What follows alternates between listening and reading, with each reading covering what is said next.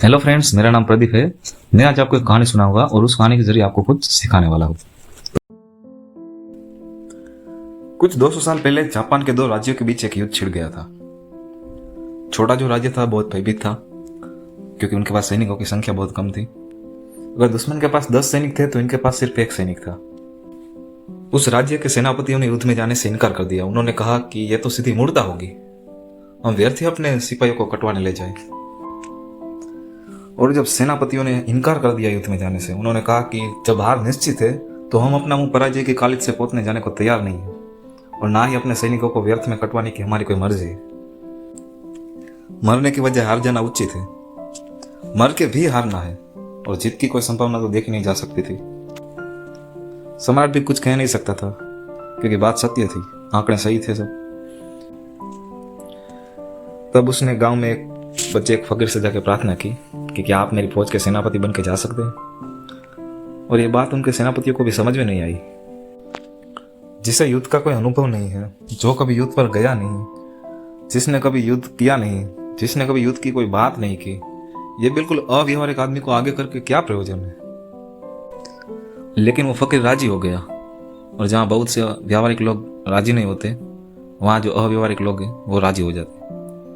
जहाँ जो समझदार है वो पीछे हट जाते हैं, वहाँ अक्सर जिन्हें कोई समझ नहीं है वो आगे हो जाते हैं। वो फकीर राजी हो गए।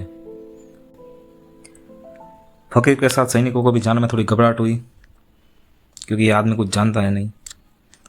लेकिन फकीर इतना होश से भरा था कि उनको जाना पड़ा, और सेनापति भी सैनिकों के पीछे लेके देखते हैं क्या होता है।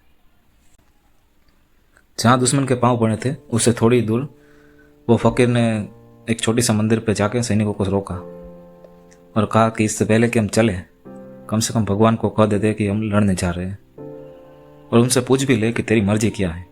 अगर हराना ही है तो हम वापस लौट जाते, और जितना है तो ठीक। सैनिक भी बड़ी आशा से वो मंदिर के पास खड़े हो गए।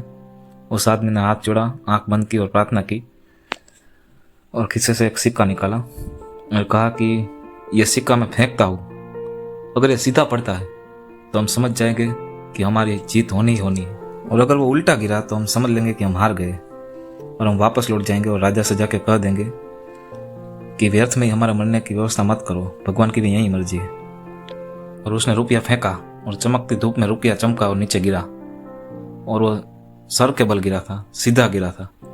उसने सैनिकों से कहा, अब तुम फिक्र छोड़ दो, अब ख्याल ही छोड़ दो कि तुम्हें कोई हरा सकता है। अब इस जमीन पे कोई तुम्हें हरा नहीं सकता। रुपया सीधा गिरा था, भगवान साथ थे, और सैनिक जाके जूझ गए।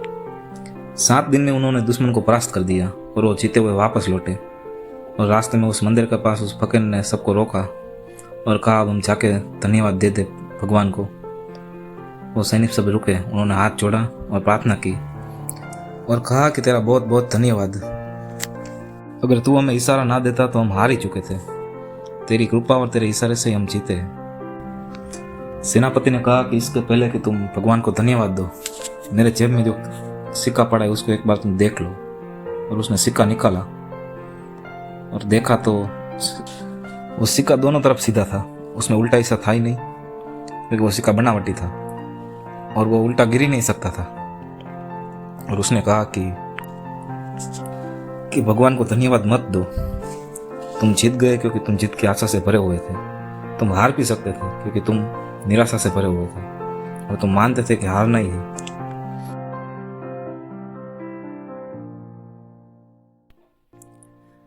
तो फ्रेंड्स, यही हमारी आज की कहानी समाप्त होती है, और इस कहानी के जरिए हम सीख सकते हैं कि हमारे जीवन में सारे कामों की सफलता इस बात पर निर्भर करती है कि हम उनकी जीत की आशा से भरे हुए हैं या हारने के ख्याल से डरे हुए हैं।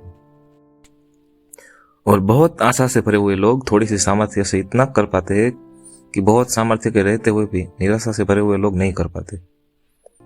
सामर्थ्य मूल्यवान नहीं है, सामर्थ्य असली संपत्ति नहीं, असली संपत्ति आशा है।